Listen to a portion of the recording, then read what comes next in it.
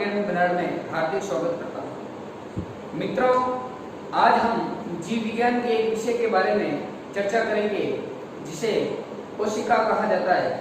तो हम चर्चा करते हैं कोशिका के बारे में। आज का जो हमारा टॉपिक है वो है कोशिका यानी सेल।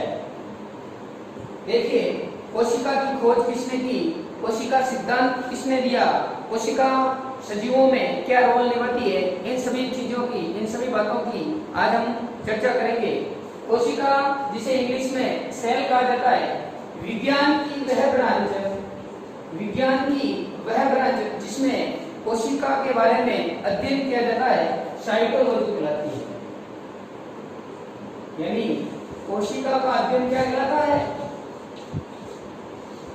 कोशिका का अध्ययन साइटोलॉजी कहलाता है।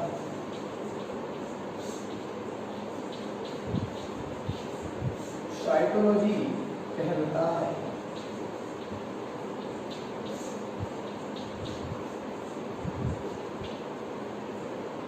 मित्रों, हम बात करते हैं कोशिका की खोज के विषय में। तो कोशिका की सर्वप्रथम खोज की थी रॉबर्ट हुक ने। कोशिका की खोज सर्वप्रथम किसने की थी? रॉबर्ट हुक ने की थी 1665 ईस्वी में। रॉबर्ट हुक ने जब खुद के द्वारा निर्मित सूक्ष्मदर्शी से एक क्वार्क का अध्ययन किया था, यानी जो कोशिका खोजी गई थी वह किसमें खोजी गई थी? क्वार्क में खोजी गई थी, यानी एक छाल में खोजी गई थी। जब रॉबर्ट हुक ने इस छाल का अध्ययन किया था, इस क्वार्क का अध्ययन किया था, तो उसने छोटे छोटे छोटे इस प्रकार के कक्षकों को पाया था। जिन कक्षकों को पाया था उनको रॉबर्ट हुक ने सेल नाम दिया था, जिसका शाब्दिक अर्थ होता है कमरा। जिस प्रकार एक मकान कमरों से निर्मित होता है, ठीक उसी प्रकार सजीवों का जो शरीर होता है रॉबर्ट हुक के द्वारा इन्हीं कमरों से होता है।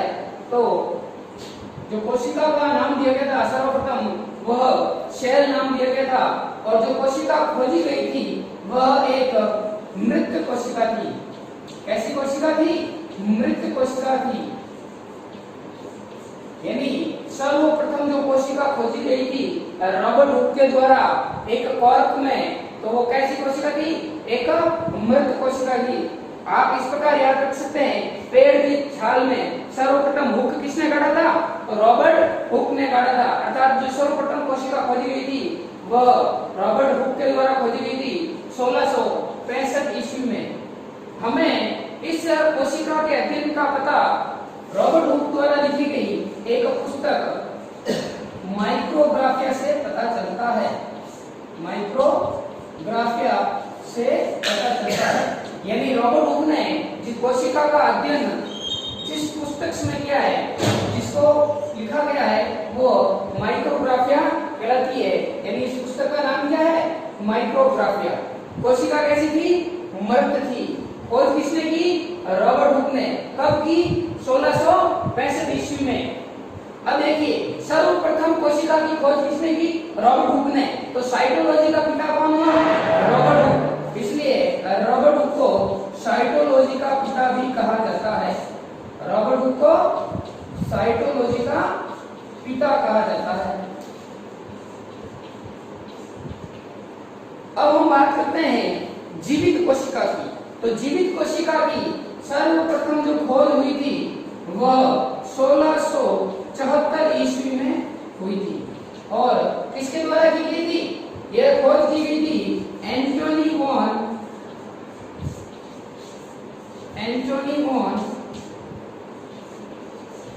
ल्यूवेनहॉक के द्वारा। किसके द्वारा? एंटोनी वॉन ल्यूवेनहॉक के द्वारा। एंटोनी वॉन ल्यूवेनहॉक ने, या फिर आप सीधा ल्यूवेनहॉक ही रख सकते हैं याद। ल्यूवेनहॉक ने तालाब के जल में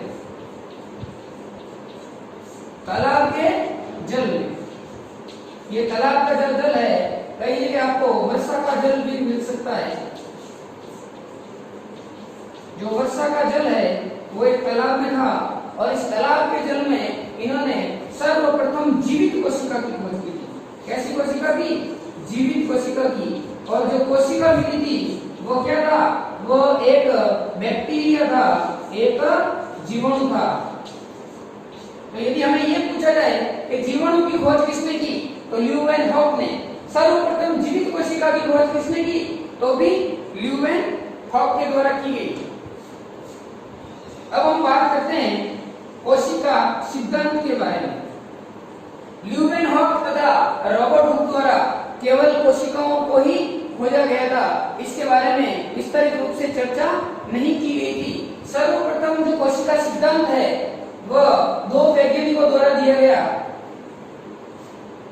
यदि हम बात करें कोशिका सिद्धांत की, तो कोशिका सिद्धांत मैथियस स्लाइडेन जो एक वनस्पति वैज्ञानिक है 1838 ईस्वी, तथा थियोडोर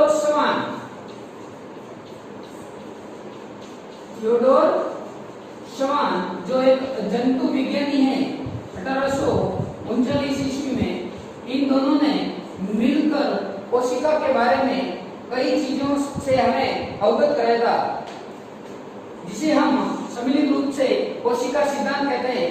इनके अनुसार कोशिका में जीव द्रव्य कला एवं कोशिका भित्ति की चर्चा की गई। इस सिद्धांत के अनुसार जो सजीवों का शरीर है वह कोशिका एवं उसके उत्पादों द्वारा निर्मित बताया गया। इसके बाद में इसी कोशिका सिद्धांत के समर्थन में एक वैज्ञानिक और आते हैं। बात करता हूं मैं 1855 ईस्वी की। कोशिका सिद्धांत का समर्थन करने वाले या इसी सिद्धांत को आगे बढ़ाने वाले वैज्ञानिक आते हैं, जिनका नाम है रुडोल्फ विर्चोव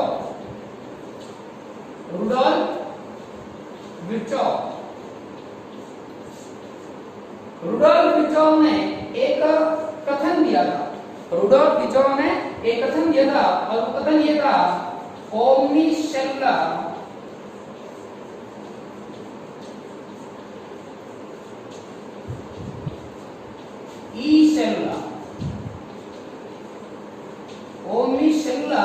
ई सेलुला अर्थात जो नई कोशिकाएं हैं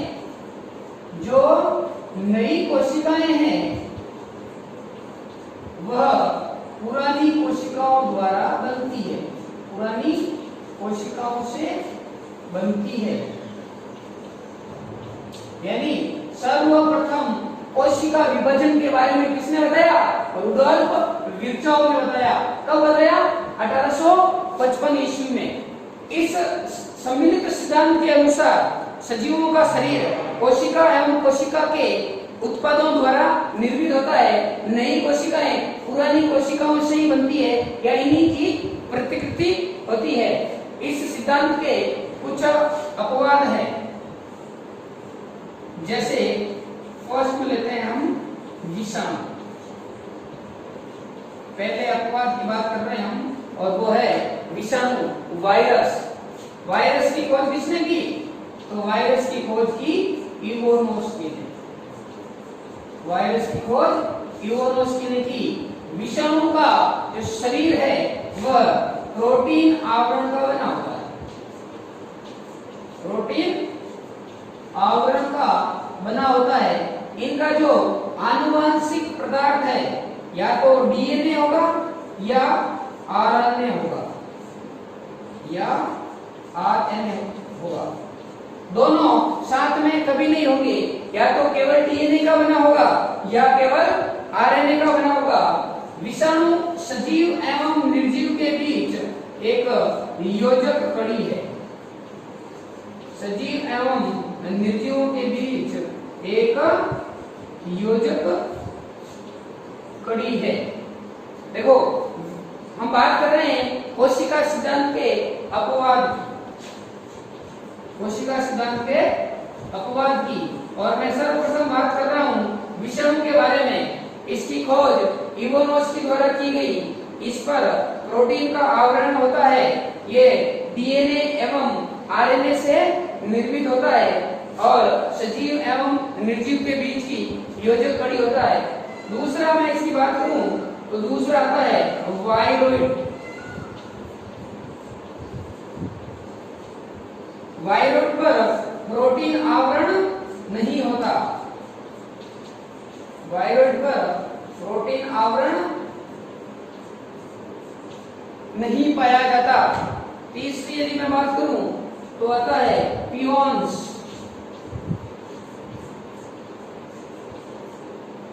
पियोन्स में आनुवंशिक पदार्थ डीएनए एवं आरएनए नहीं पाए जाते, डीएनए एवं आरएनए नहीं पाए जाते। यदि हम कोशिका सिद्धांत के अपवाद की बात करते हैं तो कुछ आरबीसी कोशिका सिद्धांत का पालन नहीं करती, अर्थात आरबीसी में क्या नहीं पाया जाता, केंद्रक नहीं पाया जाता। लेकिन ऊंट, जिराफ एवं लांबा 3 जानवर ऐसे होते हैं जिनकी आरबीसी में केंद्रक पाया जाता है। तो संपूर्ण आरबीसी का हम नहीं कह सकते, लेकिन अधिकांश आरबीसी कोशिका सिद्धांत का पालन नहीं करती है। अब हम बात करते हैं संसार की सबसे बड़ी एवं सबसे छोटी कोशिकाओं के बारे में।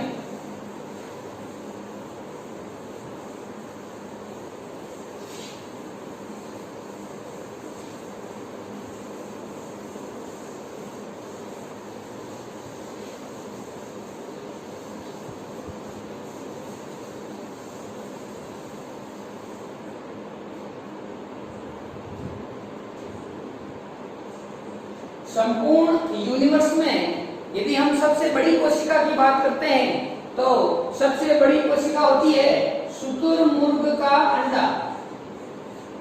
शुतुरमुर्ग का अंडा, एग ऑफ एस्ट्रिच, शुतुरमुर्ग का अंडा, जो 170 से 130 mm बड़ा होता है। यदि हम इसके आकार की बात करें 170 से 130 mm बड़ा होता है। यदि मैं बात करूं यूनिवर्स की सबसे छोटी अब तक की ज्ञात कोशिका की तो वो होती है माइक्रोप्लाज्मा। माइक्रोप्लाज्मा गैलीसेप्टिका। गैलीसेप्टिकम या PPLO। छोटे बच्चों को बोलते हैं ना पुपलो, तो आप इस प्रकार भी याद रख सकते हैं PPLO, यानी प्लूरल न्यूमोनिया लाइक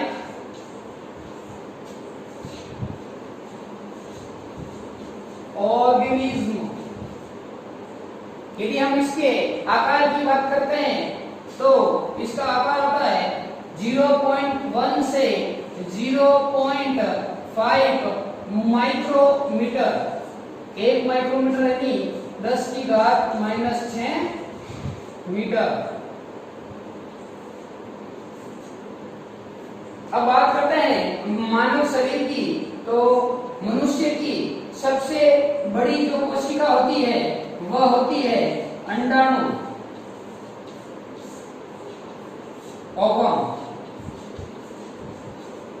यदि मैं बात करूं सबसे छोटी कोशिका की तो सबसे छोटी कोशिका होती है शुक्राणु।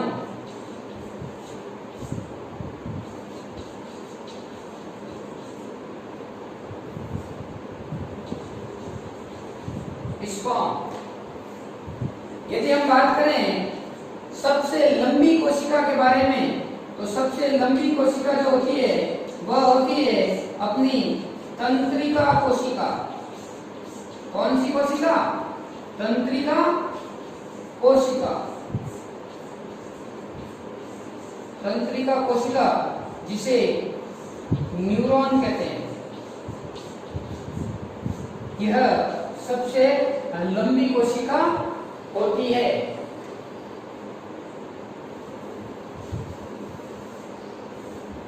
देखो, संसार की सबसे बड़ी कोशिका शुतुरमुर्ग का अंडा, ऑस्ट्रिच एग 170 से 130 यदि मैं बात करूं सबसे छोटी कोशिका तो पप्लो प्लूरल प्लूमोनिया लाइक ऑर्गेनिज्म, या आप याद रख सकते हैं गैलीसेप्टिकम, माइक्रोप्लाज्मा गैलीसेप्टिकम, जिसका आकार 0.1 से 0.5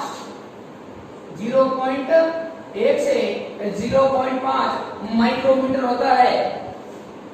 मानव शरीर की यदि बात करें तो मानव शरीर की सबसे बड़ी कोशिका अंडाणु ओवम होता है, तथा सबसे छोटी कोशिका जो होती है वह होती है अपने स्पर्म।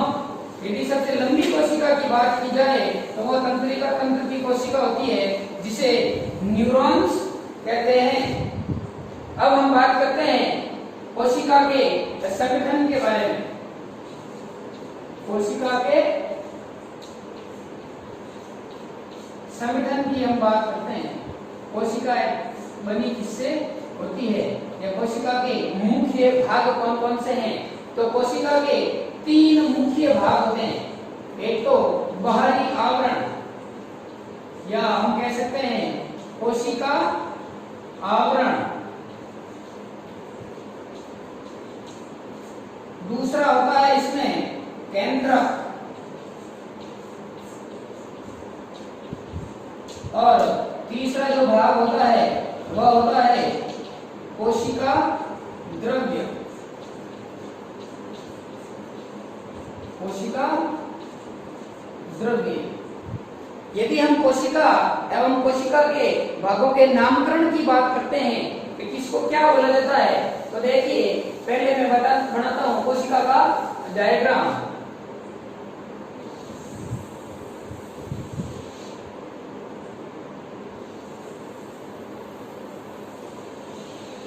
मैं बात कर रहा हूं एक सामान्य कोशिका की, न प्रोकैरियोटिक न यूकैरियोटिक, न पादप कोशिका न जंतु कोशिका।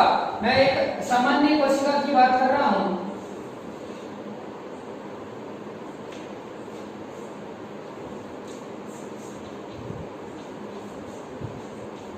कोशिका का सबसे बाहरी आवरण जो होता है कोशिका भित्ति।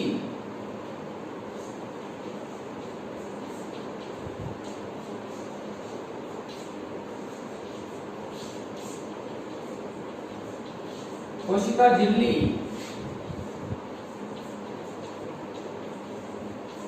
केंद्रक, और अन्य जो कोशिकांग होते हैं जैसे अपना माइटोकॉन्ड्रिया हो गया, गोल्गी बॉडी हो गया, endoplasmic reticulum, lysosomes, ribosomes, plastid, vacuoles, ये सभी कोशिका द्रव्य में पाए जाते हैं। कोशिका द्रव्य। अब यदि हम कोशिका भित्ति से ही कोशिका की बात करें तो देखो सबसे पहले होता है अपना कोशिका। कोशिका में से यदि मैं कोशिका भित्ति को हटा दूं, इसको कोशिका भित्ति को हटा दूं, अर्थात कोशिका भित्ति के अलावा अन्य कोशिका की बात की जाए तो उसे कहा जाता है प्रोटोप्लास्ट। प्रोटोप्लास्ट अर्थात जंतु कोशिका भी मैं बोल सकता हूं। यदि जंतु कोशिका को क्या कहा जाएगा? प्रोटोप्लास्ट, क्योंकि जंतु कोशिका में क्या नहीं पाई जाती? कोशिका भित्ति नहीं पाई जाती। यदि मैं प्रोटोप्लास्ट में से यदि मैं झिल्ली हटा दूं, यानी बिना झिल्ली एवं भित्ति के अन्य कोशिका की बात की जाए तो उसे बोला जाता है प्रोटोप्लाज्म। क्या कहा जाता है? प्लाज्म और दूसरे शब्दों में इसे जीव द्रव्य कहा जाता है। क्या कहा जाता है? जीव द्रव्य। यानी झिल्ली और भित्ति नहीं हो, अन्य कोशिका जो बची हुई है उसे हम किस नाम से जानते हैं? प्रोटोप्लाज्म के नाम से जानते हैं। अब प्रोटोप्लाज्म में से यदि मैं केंद्र को हटा दूं, यानी केंद्रक रहित प्रोटोप्लाज्म को क्या बोला जाएगा? साइटोप्लाज्म। साइटोप्लाज्म कोशिका द्रव्य, साइटोप्लाज्म यह कहा जाएगा कोशिका द्रव्य। अब देखो, ये जो साइटोप्लाज्म है इसमें अन्य कोशिकांग पाए जाएंगे। भित्ति, झिल्ली, केंद्रक, इनके अलावा जो अन्य कोशिकांग है, अन्य कोशिकांग है, उनका सम्मिलित रूप क्या कहलाएगा? साइटोप्लाज्म। अन्य कोशिकाओं को भी हम झिल्ली के आधार पर, अन्य कोशिकाओं को भी झिल्ली के आधार पर 3 भागों में बांटा जा सकता है। ऐसे कोशिकांग जिन पर 2 झिल्ली हो, यानी दोहरी झिल्ली युक्त कोशिकांग, एकल झिल्ली युक्त कोशिकांग, और तीसरा रहेगा अपने झिल्ली रहित कोशिकांग। तो ये सामान्य नामकरण है। प्रोटोप्लास्ट किसे कहेंगे, प्रोटोप्लाज्म किसे कहेंगे, साइटोप्लाज्म किसे कहेंगे? तो देखिए, भित्ति रहित कोशिका को क्या कहते हैं? प्रोटोप्लास्ट। झिल्ली रहित कोशिका को प्रोटोप्लाज्म। और प्रोटोप्लाज्म में से यदि केंद्र को हटा दिया जाए तो पीछे बचा हुआ पोर्शन क्या कहलाता है? साइटोप्लाज्म।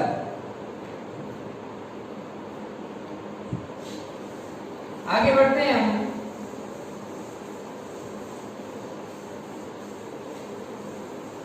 मित्रों, हम अध्ययन कर रहे हैं कोशिका की।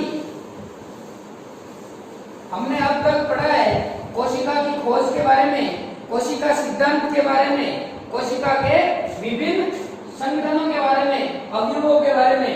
अब हम अध्ययन करेंगे कोशिका के प्रकार की। कोशिका कितने प्रकार की होती है?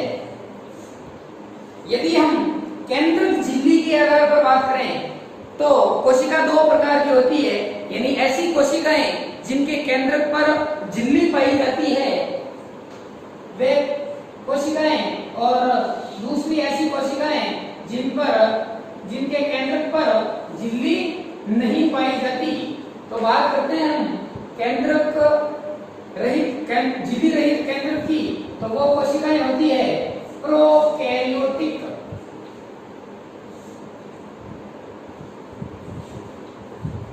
प्रोकैरियोटिक, प्रो यानी पहले, कैरियोटिक यानी केंद्र, यानी केंद्र के निर्माण के पहले की कोशिकाएं। और दूसरा आता है यूकैरियोटिक। यूकैरियोटिक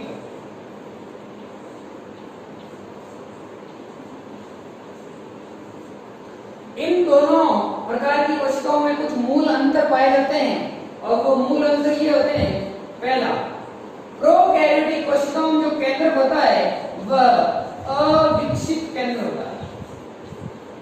अविकसित केंद्र, यानी प्रोकैरियोटिक में कैसे केंद्र पाए जाते हैं? अविकसित केंद्र पाए जाते हैं। यानी ऐसे केंद्र पाए जाते हैं जिन पर किसी भी प्रकार का आवरण नहीं होता। अर्थात प्रोकैरियोटिक कोशिकाओं में जो आनुवंशिक पदार्थ है वो बिना झिल्ली का कोशिकाओं में रहता है। दूसरा हम बात करते हैं यूकैरियोटिक, तो इसमें सुविकसित केंद्र पाया जाता है। एक दोहरी झिल्ली युक्त केंद्र पाया जाता है। केंद्र जो कोशिका का मस्तिष्क कहलाता है। तो प्रोकैरियोटिक कोशिकाओं में अविकसित केंद्र पाया जाएगा, और यूकैरियोटिक कोशिकाओं में विकसित केंद्र पाया जाता है। प्रोकैरियोटिक कोशिकाओं में यदि हम श्वसन की बात करते हैं तो श्वसन प्रोकैरियोटिक कोशिकाओं में मीसोसोम के द्वारा होता है। मीसोसोम्स के द्वारा होता है। जबकि यूकैरियोटिक कोशिकाओं में जो श्वसन की प्रक्रिया होती है वो माइटोकॉन्ड्रिया में होती है। माइटोकॉन्ड्रिया।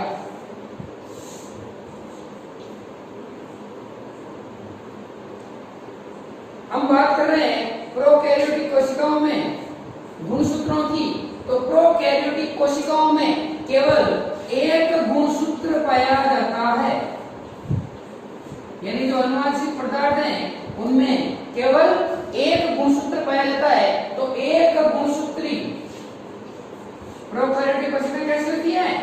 एक गुणसूत्री होती है, जबकि यूकैरियोटिक कोशिकाएं बहुगुणसूत्री होती है। जैसे मनुष्य में 23 जोड़े गुणसूत्र पाए जाते हैं, यानी 46 गुणसूत्र पाए जाते हैं। तो ये कैसा हो गया? बहुगुणसूत्री। हम बात कर रहे हैं प्रोटीन की, तो प्रोकैरियोटिक कोशिकाओं में हिस्टोन प्रोटीन नहीं पाई जाती। हिस्टोन प्रोटीन नहीं पाई जाती, जबकि यूकैरियोटिक कोशिकाओं में हिस्टोन प्रोटीन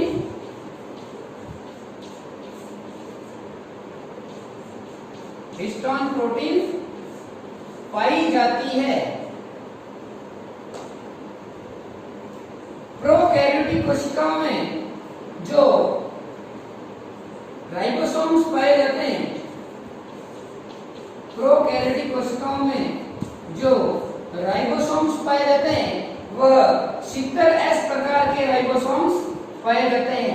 यहाँ पर जो S है वो स्वेडबर्ग नियतांक है, यानी जो राइबोसोम की इकाई है वह 70S है, यानी 70S प्रकार का राइबोसोम प्रोकैरियोटिक कोशिकाओं में पाया जाता है, जबकि यूकैरियोटिक कोशिकाओं में 80S प्रकार का राइबोसोम पाया जाता है। हम इनके उदाहरण की बात करते हैं तो जीवाणु एवं नील हरित शैवाल प्रोकैरियोटिक कोशिकाओं के उदाहरण हैं।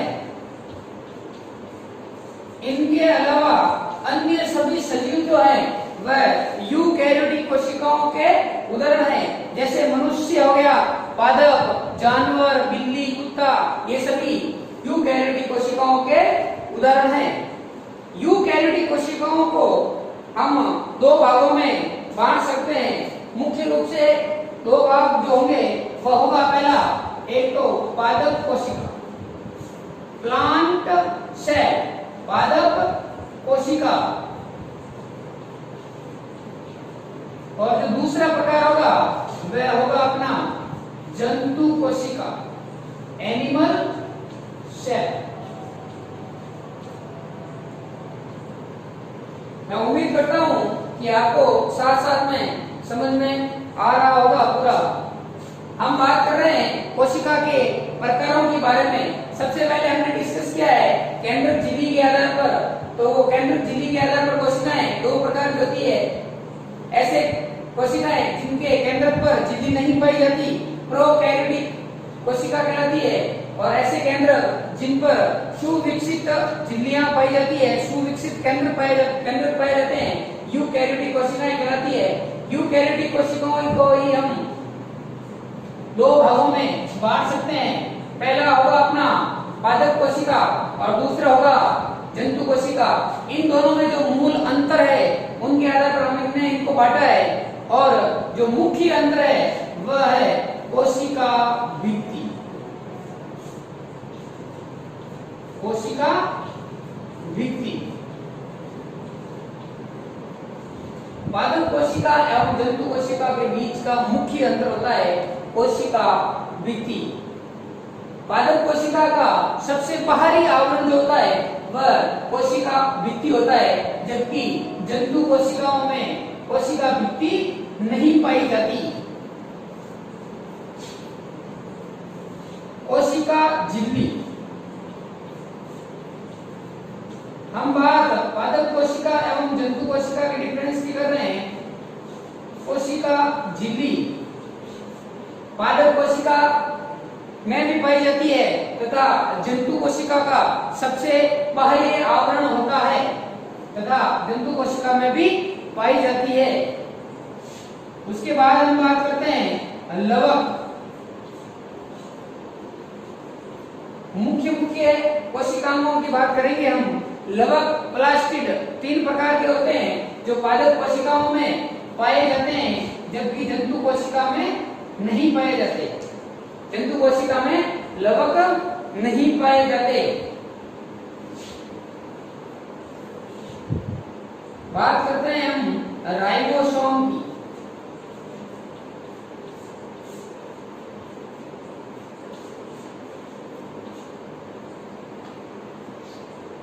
तो पादप कोशिकाओं में 70S राइबोसोम्स पाए जाते हैं जबकि जंतु कोशिका में 80S प्रकार के राइबोसोम्स पाए जाते हैं।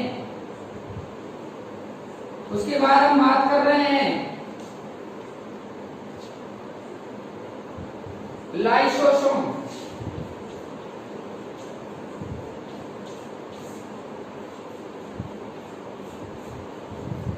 पादप कोशिकाओं में न के बराबर पाए जाते हैं जबकि जंतु कोशिकाओं में ये पाए जाते हैं। उसके बाद बात करते हैं हम तारककाय सेंट्रोसोम। जंतु कोशिकाओं में नहीं पाए जाते पादप कोशिकाओं में नहीं पाए जाते जबकि जंतु कोशिकाओं में पाए जाते हैं तथा कोशिका विभाजन में मुख्य भूमिका निभाते हैं। उसके बाद हम बात करते हैं प्लाज्मा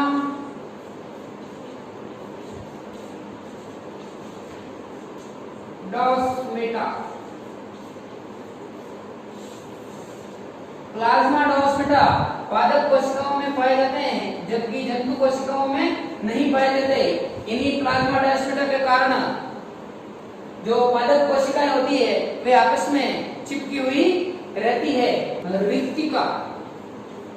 रिक्तिका या रसधानी। पादप कोशिकाओं में रिक्तिकाएं केंद्र में और बड़ी-बड़ी पाई जाती है। रिक्तिकाएं केंद्र में और बड़ी-बड़ी पाई जाती है।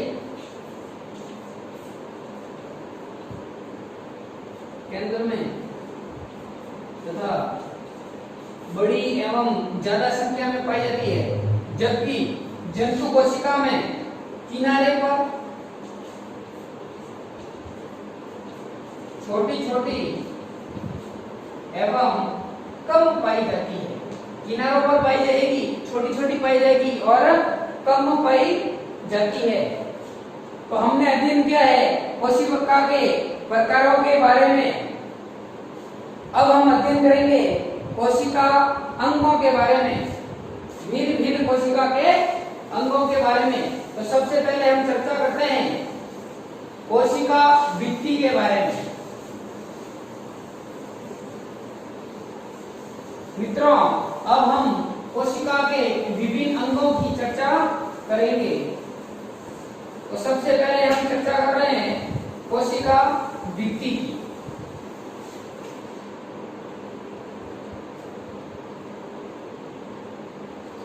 कोशिका भित्ति क्या होती है, कितने प्रकार की होती है या इसका निर्माण कैसे होगा, इसके बारे में हम चर्चा कर रहे हैं। तो सबसे पहले हम हेडिंग लगाते हैं कोशिका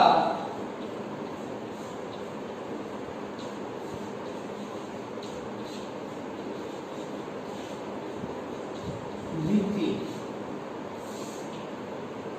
कोशिका भित्ति 2 प्रकार की होती है।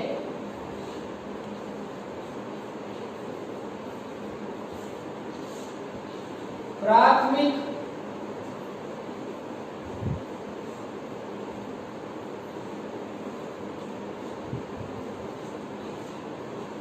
कोशिका भित्ति एवं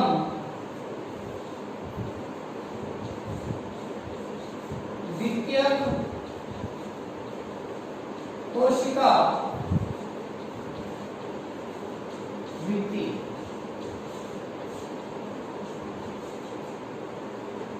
प्राथमिक कोशिका भित्ति कमजोर, लचीली एवं कोमल होती है, जबकि जो द्वितीय कोशिका भित्ति होती है मजबूत एवं कठोर होती है। प्राथमिक कोशिका भित्ति जो होती है वह विभाज्य ऊतक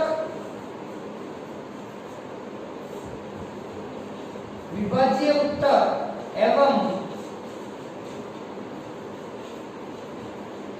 मृदु ऊतकों में पाई जाती है। यानी जो विभाज्य ऊतक होंगे और जो मृदु ऊतक होंगे उनमें केवल प्राथमिक कोशिका भित्ति ही पाई जाती है, द्वितीय कोशिका भित्ति नहीं पाई जाती। देखो एक कोशिका भित्ति और होती है, वह उसे आप तृतीय कोशिका भित्ति या इसका अपवाद कह सकते हैं, वह पाई जाती है जिनोस्पर्म में। जिनोस्पर्म पादपों में पाई जाती है, जो जिनोस्पर्म पादपों में पाई जाती है जो जाइलिन की बनी होती है। अब हम बात करेंगे जीवों की जिनमें भिन्न भिन्न प्रकार की कोशिका भित्ति पाई जाती है। सबसे पहले मैं बात करता हूं जीवाणुओं की। जीवाणुओं की तो जीवाणुओं में जो कोशिका भित्ति पाई जाती है वह पाई जाती है पेप्टोग्लाइकेंस की।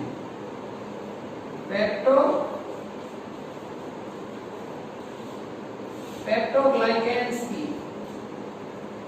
दूसरा मैं बात करता हूं कवक की। कवक में जो कोशिका भित्ति पाई जाती है वो पाई जाती है ग्लूकोसेमिन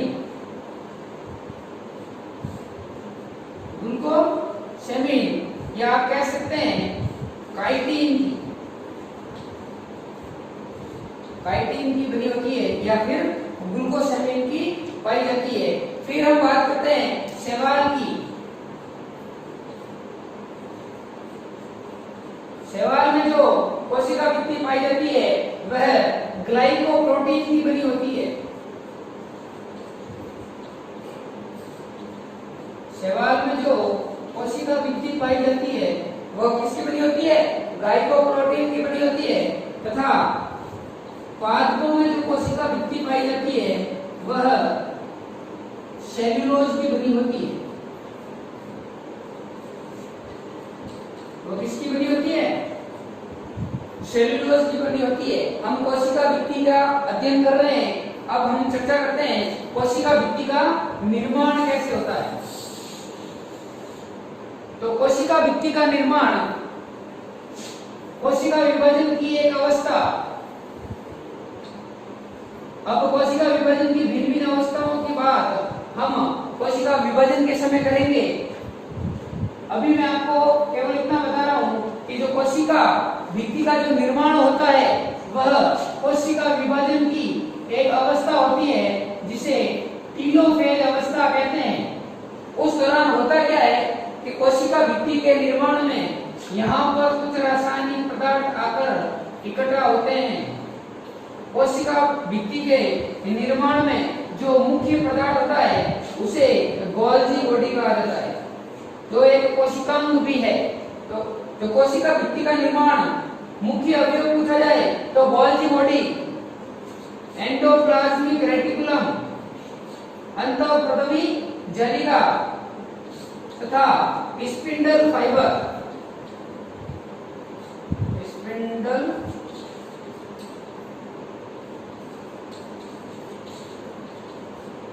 गोल्जी बॉडी, एंडोप्लाज्मिक रेटिकुलम और स्पिंडल फाइबर ये आके यहाँ पर इकट्ठे होते हैं तथा एक प्लेट का निर्माण करते हैं। एक प्लेट का निर्माण करते हैं जिसे फ्रेगमोप्लास्ट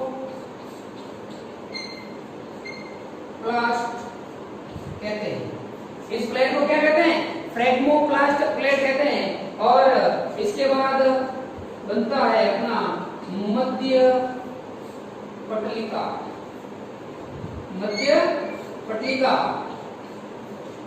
देखो सबसे पहले क्या हुआ, कोशिका विभाजन की टीलोफेज अवस्था में गोल्जी बॉडी, एंडोप्लाज्मिक रेटिकुलम और स्पिंडल फाइबर ये तंतु और रासायनिक पदार्थ आकर यहाँ पर बीच में एक जगह इकट्ठा होंगे तथा एक प्लेट का निर्माण करते हैं जिसे फ्रैग्मोप्लास्ट कहते हैं।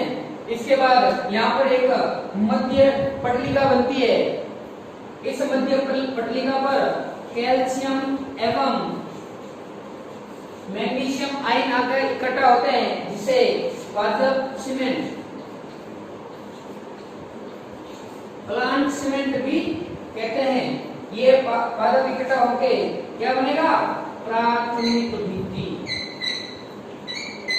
प्राथमिक भित्ति का निर्माण होता है। अब इस प्राथमिक भित्ति पर विभिन्न रसायनों का जमाव होगा और क्या बन जाएगा, द्वितीयक भित्ति। और क्या बनेगा, द्वितीयक भित्ति का निर्माण होगा। देखो मैं वापस रिवीजन कर रहा हूँ। कोशिका भित्ति दो प्रकार की होती है, प्राथमिक कोशिका भित्ति एवं द्वितीयक कोशिका भित्ति। प्राथमिक कोशिका भित्ति जो होती है वह लचीली कमजोर होती है तथा द्वितीयक कोशिका भित्ति जो होती है वह मजबूत एवं कठोर होती है। प्राथमिक कोशिका भित्ति विभाज्य ऊतक एवं मृदु ऊतकों में पाई जाती है। प्राथमिक कोशिका भित्ति विभाज्य ऊतक एवं मृदु ऊतकों में पाई जाती है, जबकि मृदु ऊतकों और विभाज्य ऊतकों में द्वितीय कोशिका भित्ति नहीं पाई जाती। एक और कोशिका भित्ति होती है जिसे हम तृतीय कोशिका भित्ति कह सकते हैं। वह जिनोस्पर्म पादपों में होती है तथा जाइलिन की बनी होती है। फिर हम बात करते हैं भिन्न भिन्न जीवों में, भिन्न भिन्न सजीवों में कोशिका भित्ति भिन्न भिन्न प्रकार के पदार्थों से मिलकर बनी होती है। तो हम बात कर रहे हैं जीवाणु की। तो जीवाणुओं में जो कोशिका भित्ति होती है वह पेप्टोग्लाइकेंस की बनी होती है, पेप्टोग्लाइकेंस की बनी होती है, जबकि कवक के अंदर ये ग्लूकोसेमिन, कवक के अंदर ग्लूकोसेमिन या फिर आप बोल सकते हैं काइटिन की बनी होती है, जबकि शैवाल के अंदर ये ग्लाइकोप्रोटीन्स की बनी होती है, जबकि शैवालों में ये ग्लाइकोप्रोटीन्स की बनी होती है। यदि आपसे पूछा जाए कि शैवाल में जो कोशिका भित्ति होती है वो किससे निर्मित होती है, तो वो ग्लाइकोप्रोटीन से निर्मित होती है। यदि आपको पूछा जाए कि पादपों में, पेड़ पौधों में जो कोशिका भित्ति होती है वो किससे निर्मित होती है, तो वह सेल्यूलोज से निर्मित होती है।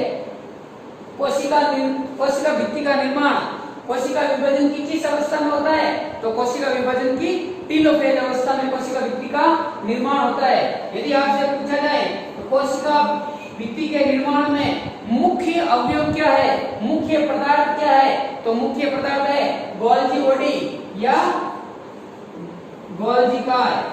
हिंदी में पूछा जाए तो गोल्जी कार यह मुख्य पदार्थ है, जबकि इसके साथ साथ एंडोप्लाज्मिक रेटिकुलम, अंतःप्रधमनी तलिका एवं स्पिंडल फाइबर मिलकर पहले एक पट्टी का निर्माण करते हैं, एक प्लेट का निर्माण करते हैं जिसे फ्रैग्मोप्लास्ट प्लेट कहा जाता है। उसके बाद मध्य पटलिका बनती है। इस पर धीरे धीरे अन्य कणों का जमाव होता रहता है तथा मध्य पटलिका पर बाद में कैल्शियम एवं मैग्नीशियम आयन आके इकट्ठा होते हैं जिसे पादप सीमेंट भी कहा जाता है। यानी पादप सीमेंट किसे कहेंगे, कैल्शियम एवं मैग्नीशियम को पादप सीमेंट कहा जाता है। इस प्रकार आपकी प्राथमिक भित्ति का निर्माण होता है। यदि आपको विधि पूछा जाए, यदि आपको निर्माण विधि पूछा जाए तो वह विधि होती है कणाधान विधि। यानी जो ये प्लेट का निर्माण हो रहा है वह कणों के धीरे धीरे कणों के जमाव से हो रहा है। और इसकी यदि वृद्धि का पूछा जाए, सामान्यतः इसका निर्माण कणाधान विधि से हो गया। और यदि इसकी वृद्धि का पूछा जाए तो वृद्धि प्लेट के ऊपर भी कण जम सकते हैं और प्लेट के ऊपर या प्लेट के नीचे प्लेटों के जमाव से भी होती है। तो इसकी जो वृद्धि होती है वो आप कणाधान भी बोल सकते हैं और स्तराधान, कणाधान एवं स्तराधान दोनों विधियों से इसकी वृद्धि होती है, जबकि कणाधान विधि से इसका निर्माण होता है। ये हो गया अपना कोशिका वृद्धि के बारे में।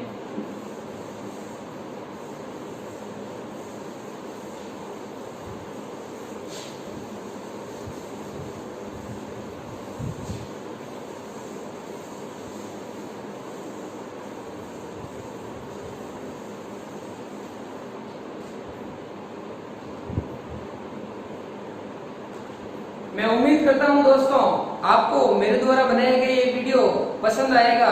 धन्यवाद। आगे की कक्षा में हम चर्चा करेंगे अन्य कोशिकाओं के बारे में। तब तक के लिए नमस्कार, धन्यवाद।